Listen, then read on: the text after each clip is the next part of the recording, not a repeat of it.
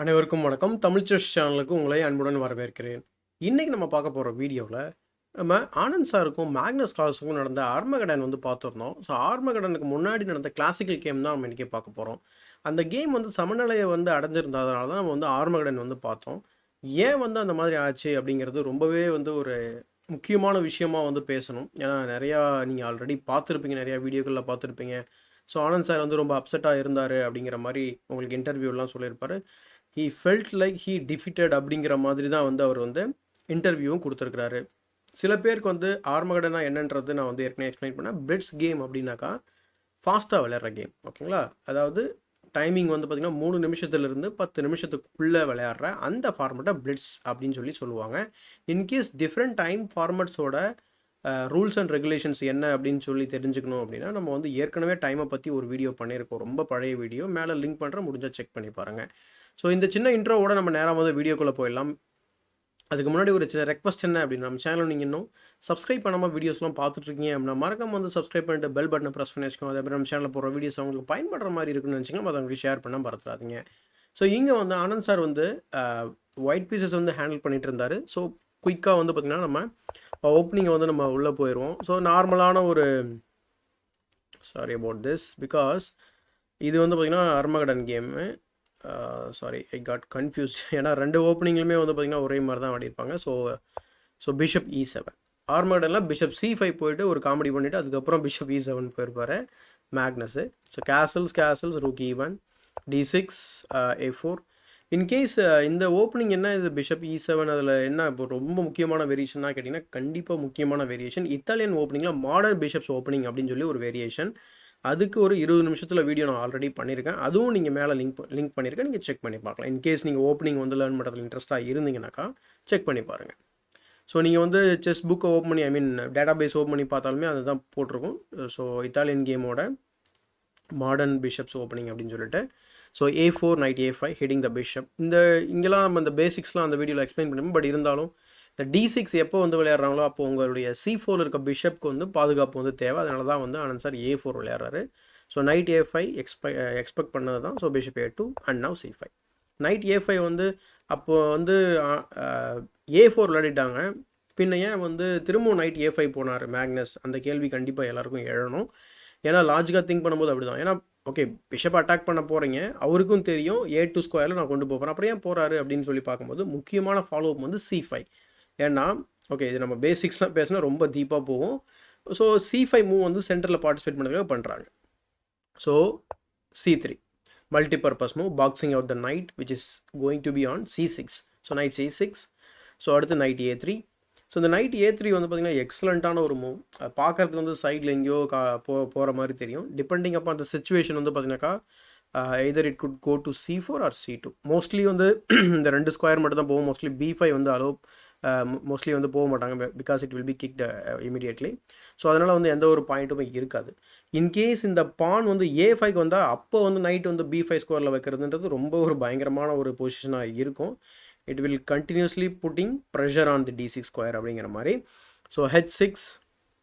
So இந்த move கொஞ்சம் okay, not H6, I think A6 விளையாடி வரும் ஒன் பாயிண்ட் ஆஃப் டைம். அதுதான் பிரச்சனையா அப்படிங்கிற மாதிரி சொல்லுவார். Knight C2 A6. So 2 pawn move கன்செக்யூட்டிவாக பண்ணுறாரு. டெவலப்மெண்ட்க்கு இன்னும் ஃபர்தராக for example bishop to E6 consider பண்ணியிருக்கலாம். So knight E3 bishop E6 இப்போ விளையாடுறாரு. Knight to D5 and after rook to E8 பார்த்தீங்கன்னா இமீடியட்டாக நம்ம பிஷப்பை கொடுக்க வேண்டிய அவசியம் இல்லை. நீங்கள் நைட்டில் கேப்சர் பண்ண முடியாது because of basic pawn fork. So இப்படி நிறைய விஷயங்கள் இந்த பொசிஷனில் போய்கிட்டு இருக்கு. Knight to D2 it's an excellent move. ஏன்னா ஏற்கனவே ஒரு நைட்டை D5 ஸ்கோரில் வச்சிருக்கிறாரு. ஸோ அந்த நைட்டுக்கு சப்போர்ட் கொடுக்கறதுக்கு தான் இந்த knight to D2 remanoeuvring. So knight F1 and then to E3. So from there the knight can support his brother. So B5. So B5 பார்த்தீங்கன்னா இமீடியட்டாக நம்மளுடைய பானை அட்டாக் பண்ணுறாரு. அதை கண்டுக்கல. ஓகே, நீ வேணும்னா கேப்சர் பண்ணிக்கோ, it is not going to be healthy pawn அப்படிங்கிற மாதிரி சொல்கிறாரு. So bishop takes D5. So bishop takes D5க்கு அப்புறம் பார்த்தீங்கன்னாக்கா bishop takes D5 and now knight takes D5 E takes D5. இந்த பொசிஷனில் எனக்கு சில டவுட் வந்தது. என்னென்னா இந்த பொசிஷனில் 2 நைட்டுமே ஓகே, 2 நைட்டுமே நேச்சுரல் ஸ்கொயரில் இருக்கிறாங்க. இந்த இடத்துல இந்த மாதிரி கேப்சர் பண்ணுறதுனால எஸ்பெஷலி கிங் சைடு இருக்க நைட்டை அவர் கொடுத்துருக்காரு மேக்னஸ். இப்போ இந்த நைட்டை நம்ம கம்பேர் பண்ணி பாருங்களேன். இதுக்கு பெருசாக ஸ்கொயர்ஸ் எதுவும் கிடையாது, ஸ்கோப்பே கிடையாது ஃபர்ஸ்ட் ஆஃப் ஆல். அதனால தான் இந்த பிஷப் E7 மூவ் வந்து உண்மையாகவே வந்து அது பெரிய மூவா அப்படிங்கிற மாதிரி ஒரு கேள்வி எல்லாருக்குமே எழும். இந்த கான்செப்டை வந்து நம்ம வந்து லாஜிக்கலாக திங்க் பண்ணி பார்த்தோம்னா. ஏன்னா இப்போ இந்த பான் வந்து நம்ம நைட் அட்டாக் பண்ணும்போது நான் இந்த ஸ்கொயரை வந்து யூட்டிலைஸ் பண்ணியிருக்கலாமே. ஸோ அப்படிங்கிறது தான் ஓகேங்களா. அப்போ ஒரு இயர்லியராக வந்து பிஷப் F8 வந்து ட்ரை பண்ணலாம் black player. It is not that Magnus Carlsen அப்படின்னு சொல்லி நான் குறிப்பிட்டு சொல்லலை. பிளாக் சைடில் இருக்கவங்க எல்லாரும் இப்படி தான் ட்ரெடிஷ்னலாக விளாட்றாங்க. பொதுவாக தான் நான் சொல்லிக்கிட்டு இருக்கேன். ஸோ அதே மாதிரி இந்த நைட் இப்போ நம்ம அட்டாக் பண்ணுறோம். இப்போ எங்கெல்லாம் போக முடியும்னு நினச்சி பாருங்கள். Night B8, night A5, night B8 போக முடியாது. There is a pawn which is hanging and rook வந்து அன்டிஃபைன்டாக இருக்குது. ஸோ அதனால் வந்து பார்த்திங்கன்னா டாக்டிக்கலாக வந்து மூவ் பாசிபிள் கிடையாது. அதனால் மேக்னஸ் நைட் A5 ஆடுறாரு. So knight A5 and now B4 hitting the knight and the pawn, and now the knight goes back to B7. So ஃபியன் ஷட் அவுட் பண்ண, அதாவது நைட்டை வந்து ஃபியன் ஷட் அவுட் பண்ண மாதிரி இருக்குது. இது வந்து ரொம்ப நல்ல விஷயம் கிடையாது பிளாக் பிளேயருக்கு. ஏன்னா இந்த நைட்டு நான் மார்க் பண்ணி வச்சுருக்க ஸ்கொயர்ஸ்லாம் தான் அதுக்கு தேவையான முக்கியமான ஸ்கொயர்ஸ். அப்போ தான் அங்கேருந்து ஆக்டிவாக வர முடியும். எந்த ஸ்கொயருமே யூட்டிலைஸ் பண்ண முடியாது. அப்படி நான் யூட்டிலைஸ் பண்ணணும் அப்படின்னாக்கா நிறையா பீசஸை நான் வேறு இடத்துல நகர்த்துற மாதிரி இருக்கும். அப்படி நகர்த்தும் போது ஒயிட்டு சும்மா இருக்க மாட்டார். He will improve his pieces position and he will start attacking. அப்போது நீங்கள் போட்ட பிளானும் வந்து முழுமையாக இருக்காது. ஸோ இப்படி பல பிரச்சனைகள் வந்து இந்த பொசிஷனில் வந்து அரைஸ் ஆகுது. அந்த அளவுக்கு வந்து ஓப்பனிங் வந்து ஒரு மாதிரி இருக்குது பிளாக்குக்கு. அதே மாதிரி இன்னொரு வேரியேஷன் வந்து ஸ்பெசிஃபிக்காக வந்து நம்ம சிபி விளையாடினா என்ன பண்ணுறது, C-Takes B4 விளையாடணும் அப்படின்னு சொன்னாங்க. Again C-Takes B4, again knight to B7 and now we can play queen to G4. So queen to G4க்கு அப்புறம் வந்து பார்த்திங்கன்னா simple plan, bishop H6 is coming. So அதே மாதிரி வந்து பார்த்திங்கனாக்கா நைட் G3, நைட் F5 யூஸ்வலாக வந்து நம்ம பண்ணுறது தான். ரோயல் ஓப்போஸ்லையும் சரி இத்தாலியன் அந்த நைட் F5 ஸ்கொயர் வந்து நம்ம முக்கியம். ஸோ அதுதான் அந்த நைட் F5 இந்த நைட்டை வச்சு சேலஞ்ச் பண்ணவே முடியாது. அதுக்கு தான் சொன்னேன் ரொம்ப நேரம் ஆகும் அப்படின்ட்டு. So let is go back. So knight B7க்கு அப்புறம் வந்து பார்த்திங்கன்னா ரூக் E2 விளையாடுறாரு ஆனந்த் சார். ரொம்ப ஒரு என்ன சொல்கிறது, ரொம்ப அதிகப்படியாக நம்ம வந்து இமேஜினேஷன் பண்ணி விளையாடுவோங்க இல்லையா, அந்த மாதிரி. ஸோ என்ன காரணம் அப்படின்னு பார்த்தீங்கன்னாக்கா இவருக்கு ஏற்ற மாதிரி ஒரு மிஸ்டேக் பண்ணுவார். மிஸ்டேக் கிடையாது, பாருங்கள். C-Takes B4, C-Takes B4, A5, A-Takes B5, A-Takes B4 and now rook to B1. இந்த பொசிஷனில் நிறைய பேர் வந்து நீங்கள் ரூக் A2 வந்து ட்ரை பண்ணலாமா அப்படிங்கிற மாதிரி ஒரு தோணும். அதே மாதிரி எக்ஸ்சேஞ்ச் பண்ணலாமா, டெஃபினட்டாக எக்ஸ்சேஞ்ச் பண்ணக்கூடாது. எக்ஸ்சேஞ்ச் பண்ணிங்கன்னா அவருக்கு தான் வந்து பெனிஃபிட். ரெண்டாவது ரூக் டு A2 போனோம் அப்படின்னு சொன்னாலும் உங்களுக்கு பெனிஃபிட் ஒன்றும் பெருசாக கிடையாது. ஸோ அந்த காரணத்தினால அவர் வந்து விளையாடுறாரு. ரூக் டு B1 போயிட்டு அந்த பானை அட்டாக் பண்ணுறாரு. ஏன்னா அந்த பான் வந்து தனிச்சு நிற்கிது, ஈஸியாக வந்து அதை வின் பண்ணலாம். இதில் ஒரு கொடுமையான விஷயம் என்ன அப்படின்னாக்கா அந்த பானை ஃபர்தராக பிளாக்கால் டிஃபெண்ட் பண்ணவே முடியாது. இதனால தான் வந்து ஆனந்த் சாரோட பொசிஷன் வந்து கம்ப்ளீட்லி வின்னிங் அப்படிங்கிற மாதிரி இன்னும் ஒரு ஃபியூ மூவ்ஸில் வந்து மாறும். ஸோ ஆனால் அங்கேருந்து ஸ்லிப் ஆயிடுவார். அது ஏன் அப்படிங்கிறத நம்ம பார்க்க போகிறோம் இன்றைக்கி மெயினாக. So rook B1. ஸோ இந்த பொசிஷனில் ஒரு 3 மூவ்ஸ் நம்ம வந்து கன்சிடர் பண்ணலாம். ஒன்று வந்து immediate knight C5, that is recommend by the engine, அதான் டாப் மூவ்.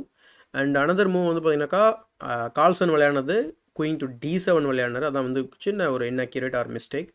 ஸோ இன்னொரு ஆப்ஷன் வந்து பார்த்தீங்கன்னாக்கா குயின் டு A5. ஸோ இது எல்லாத்தையும் நம்ம வந்து கொஞ்சம் பார்ப்போம். சே for example queen to A5. இப்போ குயின் டு A5 வந்து சாதாரணமாக வந்து இதை நம்ம டிஃபெண்ட் பண்ணுறோம். பட் ஆஃப்டர் ரூக் B2 உங்களால் வந்து ஃபர்தராக டிஃபெண்ட் பண்ண முடியாது. இப்போ நீங்கள் நைட் C5 விளையாடினாலோ இல்லை வேறு எதாவது மூவ் பண்ணாலோ டெஃபினட்டாக ஒயிட் வந்து கேப்சர் பண்ண தான் போகிறார். இதில் இன்னொரு விஷயம் என்னென்னா நம்மளால் வந்து அந்த B5ல் இருக்க பானை கேப்சர் பண்ண முடியாது. ஸோ அது இன்னொரு வேரியேஷனில் கூட நம்ம பார்ப்போம். ஸோ அடுத்த வேரியேஷன் கன்சிடர் பண்ண வேண்டிய வேரியேஷன் வந்து நைட் டு C5.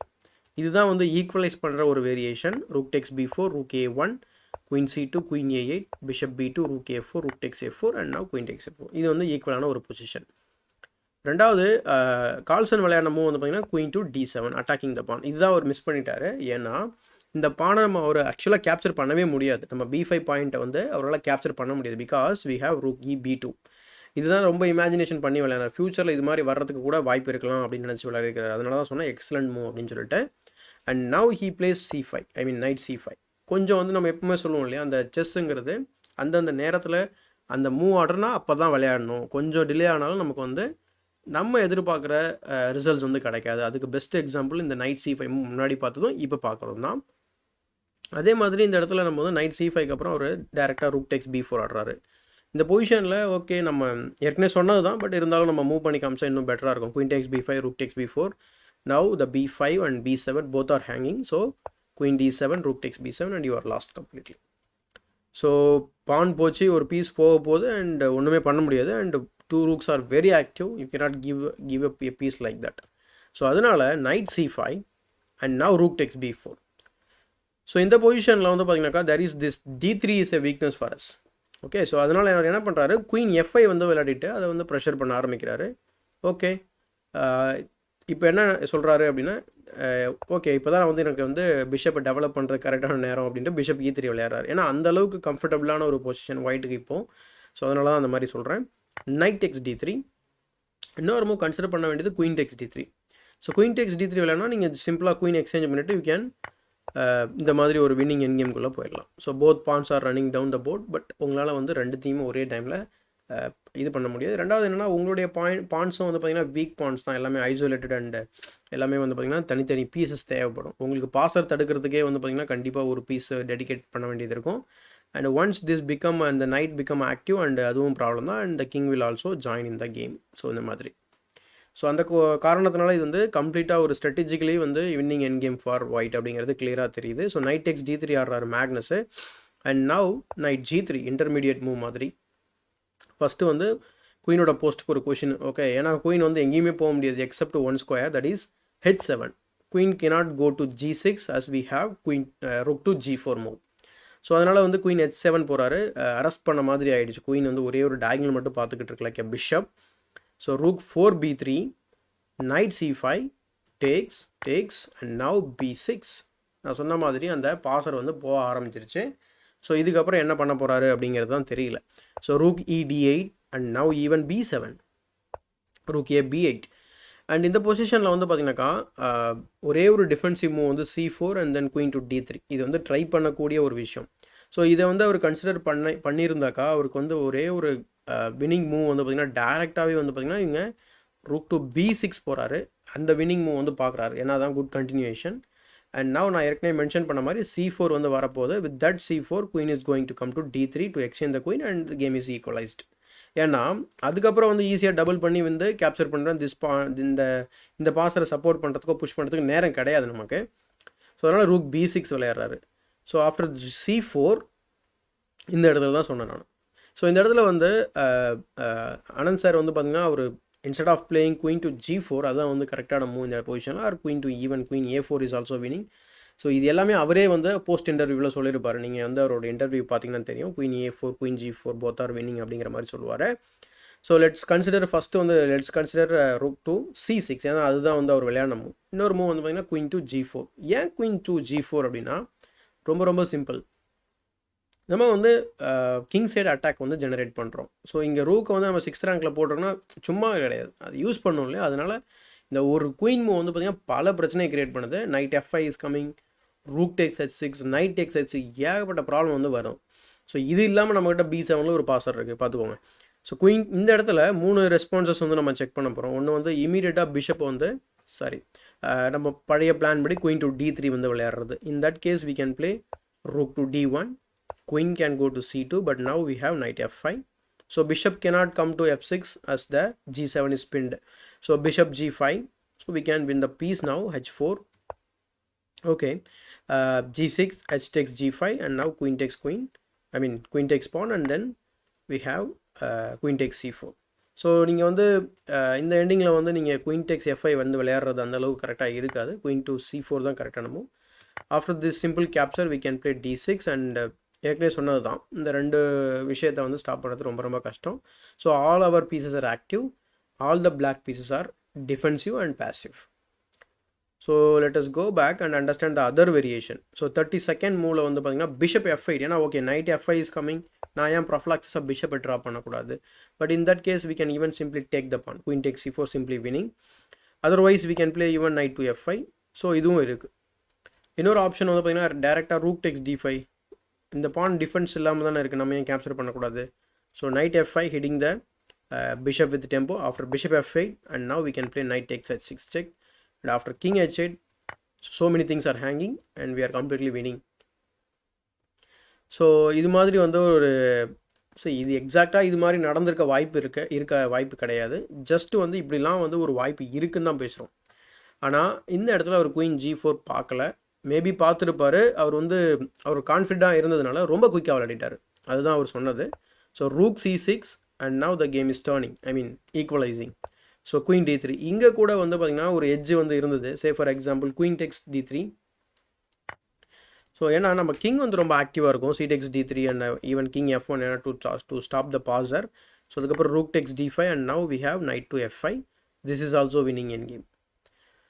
ஆனால் அவர் என்ன பண்ணிட்டாருன்னா he played queen f1, so bishop f8 and now rook takes c4. இந்த பொசிஷனில் வந்து நம்ம d6 வந்து ட்ரை பண்ணோம்னு சொன்னாக்கா, இந்த மாதிரி d6 வந்து ட்ரை பண்ணோம்னு சொன்னால் rook Tex d6 and now rook to c8. So இது வந்து சும்மா ஒரு ட்ரிக்கி மூவ் மாதிரி, இது யாரும் அந்த மாதிரி பண்ண மாட்டாங்க. Just so bishop f8 rook takes c4 and now queen Tex f1 check. So இந்த மூவ்க்கு அப்புறம் வந்து பார்த்திங்கன்னா எவ்வளோ அட்வான்டேஜ், அப் டு ஒரு 3.5 அட்வான்டேஜ் ஆர் 4 பாயிண்ட், அதாவது கம்ப்ளீட்லி ஒரு பீஸ் அப் அப்படிங்கிற மாதிரியான ஒரு பொசிஷனில் இருந்து now the game is come down to 0.3, அதாவது completely equal. So queen takes f1, king takes f1 and now rook d7, rook c8, b takes b7, rook takes b7, rook takes b7, and now knight f5, rook d7, g4, g6, knight takes h6, check, and after king h7, and in this position, okay, game வந்து ட்ரால முடியுது. இது வந்து அவங்களுக்கு தெரிஞ்ச ஒரு ending தான். எப்படி வந்து புஷ் பண்ணாலும் it is going to be a drawn endgame or ending draw அப்படிங்கிறத சொல்லணும். வேறு வழி கிடையாதுன்ட்டு அவங்க என்ன பண்ணுறாங்க, தேவையில்லாமல் வந்து எக்ஸாஸ்ட் ஆகாமல் கேமை வந்து ட்ராவில் முடிச்சுக்கிறாங்க. ஸோ இப்படி ட்ராவில் முடிஞ்சதுனால தான் அடுத்த கேம் வந்து ஆர்மகடன் அப்படின்னு சொல்லிட்டு ஒரு ஒரு ஒரு நியூ ஃபார்மேட் வந்து நார்வே செஸ்ஸில் இது மஸ்ட்டு, வேறு எங்கேயும் அதிகமாக கடைப்பிடிக்கிறது இல்லைன்னு நினைக்கிறேன். சில இடங்களில் வந்து பார்க்குறோம், பட் நார்வே செஸ்ஸில் கண்டிப்பாக இமீடியட்டாக வந்து நீங்கள் விளையாடணும். ஆர்மகடன் எப்போவுமே வந்து லாஸ்ட் ரவுண்டில் வந்து வின்னருக்கு, சே ஃபார் எக்ஸாம்பிள் ரன்னருக்கும் வின்னருக்கும் நெக்ஸ்ட் ரவுண்டில் வந்து யார் வின்னர் அப்படின்றது தெரிஞ்சிடும். அப்படின்னாக்கா ஈக்குவலாக இருக்கும்போது அப்போ வந்து உங்களுக்கு டை பிரேக்ஸ் வைப்பாங்க. அந்த டை பிரேக்ஸ்லேயும் வந்து ட்ரா ஆச்சுன்னா கடைசியாக ஆர்மகடன் வைப்பாங்க. இதுதான் வந்து பேசிக் ரூலு. பட் இதில் ஆர்மகடன் வந்து இமீடியட்டாக வைக்கிறாங்க. பிளிட்ஸில் வந்து 7 மினிட்ஸ் வர்சஸ் 10 மினிட்ஸ். 10 மினிட்ஸ் வந்து ஒயிட்டுக்கு, பிளாக்குக்கு வந்து 7 மினிட்ஸு. ஸோ அந்த கேம் தான் நம்ம இயர்லியராக பார்த்தோம். இன்கேஸ் நீங்கள் அந்த கேமை மிஸ் பண்ணியிருந்தீங்கன்னாக்கா உங்களுக்கு இப்போ ஸ்க்ரீனில் வந்து கொஞ்சம் நேரத்தில் வந்து அப்பியர் ஆகும். ஏன்னா ஆனந்த் சாரோட பிளேலிஸ்ட் தான் வந்து உங்களுக்கு வச்சுருக்கேன். அண்ட் லேட்டஸ்ட் கேம் எப்போவுமே நம்ம சேனலோட ஸ்க்ரீனில் வந்து அப்பியர் ஆகும் வீடியோவோட முடிவில். ஸோ நீங்கள் தொடர்ந்து அதை பார்க்க ஆரம்பிக்கலாம். ஸோ இந்த வீடியோ பிடிச்சிருந்தால் லைக் பண்ணுங்கள், மற்றவங்களுக்கு மறக்காமல் ஷேர் பண்ணுங்கள். இன்னும் நம்ம சேனலை சப்ஸ்கிரைப் பண்ணாமல் வீடியோஸ்லாம் பார்த்துட்டு இருக்கீங்க அப்படின்னா மறக்காம வந்து சப்ஸ்கிரைப் பண்ணிட்டு பெல் பட்டனை ப்ரெஸ் பண்ணி வச்சுக்கோங்க. அதே மாதிரி நம்ம சேனலில் போகிற வீடியோஸ் உங்களுக்கு பயன்படுற மாதிரி இருக்குன்னு நினச்சிங்கன்னா மற்றவங்களுக்கு ஷேர் பண்ண மறந்துடாதீங்க. இதே மாதிரி ஒரு பயனுள்ள வீடியோவுடன் உங்களை சந்திக்கும் வரை உங்களிடமிருந்து விடைபெறுவது உங்கள் சதுரங்க சாணக்கியன்.